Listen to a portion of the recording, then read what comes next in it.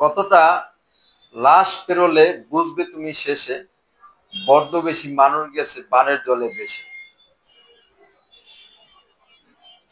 ৭১ থেকে ২৪ এই বাঙালি জাতি বহু রক্ত দিয়েছে। কিসের জন্য রক্ত দিয়েছে?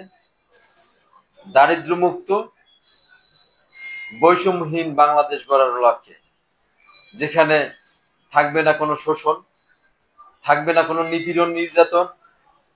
এই জন্য সামাজিক ন্যায় বিচার প্রতিষ্ঠা হবে বাংলাদেশে।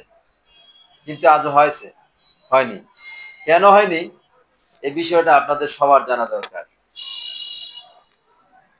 আমরা বাঙালিরা অল্পতেই বিশ্বাস করে ফেলি। আমাদেরকে ধোঁকা দিয়েছিল, বারবার ধোঁকা দিয়েছিল। আমাদেরকে ব্রিটিশরা ধোঁকা দিয়েছিল, আমাদেরকে পাকিস্তানিরা ধোঁকা দিয়েছিল,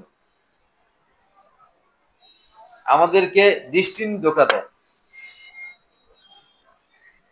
কিন্তু আমরা আসলে ভুলে যাই।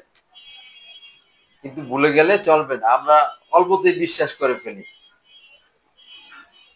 ৩ মাস হয়ে গেল জুলাই বিপ্লব হয়েছে, ছাত্র জনতা অনেক রক্ত দিয়েছে, বহুত প্রাণ দিয়েছে। কিন্তু রাষ্ট্র কোন পথে?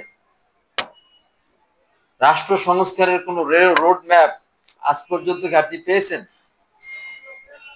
যদি না পেয়ে থাকেন তাহলে আওয়াজ তুলুন। আমরা রাষ্ট্র সংস্কার রোড ম্যাপ চাই। আমরা জানতে চাই রাষ্ট্র কিভাবে চলে, আমরা সবকিছু জানতে চাই।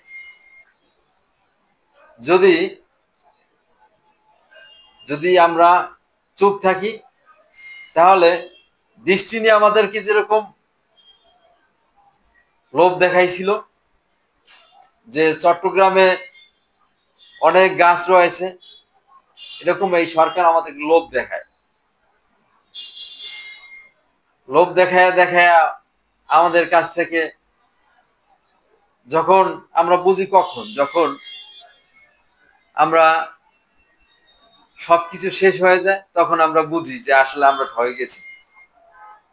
আর কতদিন ঠকবেন আপনি? এই জন্য আওয়াজ তুলুন। আমরা রাষ্ট্র সংস্কারের ব্যবসায়